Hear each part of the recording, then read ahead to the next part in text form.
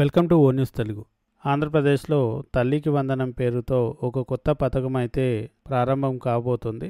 దానికి సంబంధించినటువంటి ప్రభుత్వ మార్గదర్శకాలు ఎలా ఉన్నాయి, దీనికి ఎవరైతే ఎలిజిబుల్ అవుతారు, అదేవిధంగా 15,000 రూపాయలను తల్లుల అకౌంట్లో పడాలి అంటే ఏం చేయాలి అనేటటువంటి డీటెయిల్స్ అన్నీ కూడా ఈ వీడియోలో చూద్దాం. ఈ వీడియోని ఫస్ట్ నుంచి లాస్ట్ వరకు ఎక్కడ కూడా స్కిప్ చేయకుండా చూడండి. అప్పుడే మేము చెప్పే ఇన్ఫర్మేషన్ మీకు కరెక్ట్గా అర్థమవుతుంది. అలాగే ఈ వీడియోని లైక్ చేసి మాకు సపోర్ట్ చేయండి.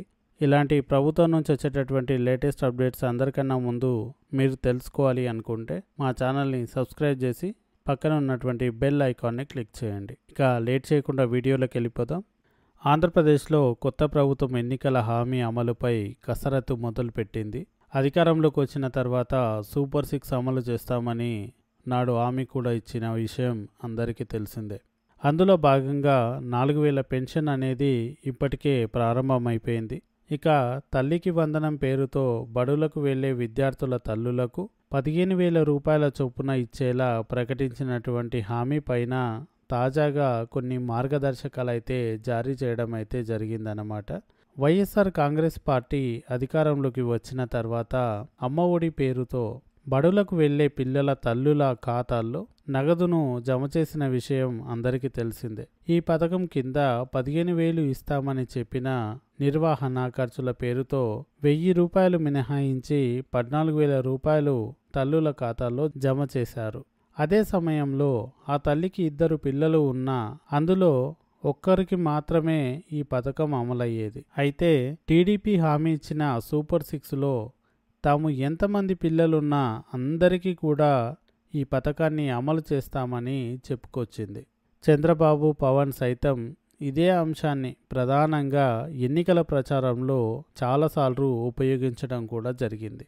ఈ పథకం అమలుకు సంబంధించినటువంటి మార్గదర్శకాలు ఏమున్నాయనేది మనం ఇప్పుడు చూసినట్టయితే, ప్రభుత్వం తాజాగా మార్గదర్శకాలను అయితే దీనికి సంబంధించి విడుదల చేయడం అయితే జరిగింది. అందులో తల్లికి వందనం పథకం అమల్లో భాగంగా ఒక్కో తల్లికి 15,000 రూపాయలు ఇవ్వనున్నట్లు పేర్కొనడం జరిగింది. ఈ యొక్క పథకాన్ని అమలు చేయడానికి మార్గదర్శకాలతో కూడినటువంటి అధికారిక జీవోనైతే రిలీజ్ చేయడం జరిగింది. ఎన్నికల సమయంలో ఒక ఇంట్లో ఎంతమంది పిల్లలు ఉంటే అంతమందికి ఈ పథకాన్ని అమలు చేస్తామని చెప్పి జీవోలో ఈ విధంగా ప్రస్తావన చేయటం అనేది లబ్ధిదారుల్లో చర్చ కొనసాగుతోంది. ఒక్కో తల్లికి 15,000 రూపాయల చొప్పున ఇస్తామని ప్రస్తావన చేయటం ద్వారా ఒకరికే అమలు చేస్తారా లేక పిల్లలందరికీ కూడా అమలు చేస్తారా అనే దానిపైన అనేక సందేహాలు ప్రజలందరికీ మొదలవుతున్నాయి. ఈ పథకం పైన టీడీపీ అధికారంలోకి వచ్చిన వెంటనే చర్చ మొదలైంది.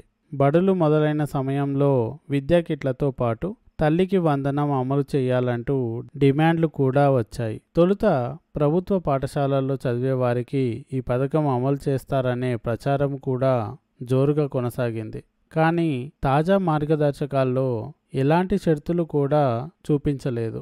గత ప్రభుత్వం తరహాలోనే అమలు కోసం నిర్దేశించినటువంటి డాక్యుమెంట్లు, హాజరు శాతం మొదలైన వాటి గురించి ఖచ్చితంగా స్పష్టం చేయడం జరిగింది. అయితే ఈ పథకం ఒక్క బిడ్డకే ఇస్తారా, ఎన్నికల హామీ మేరకు అమలు చేస్తారా అనేది ఖచ్చితంగా స్పష్టత ఇవ్వాలని లబ్ధిదారులు కోరుకుంటున్నారు.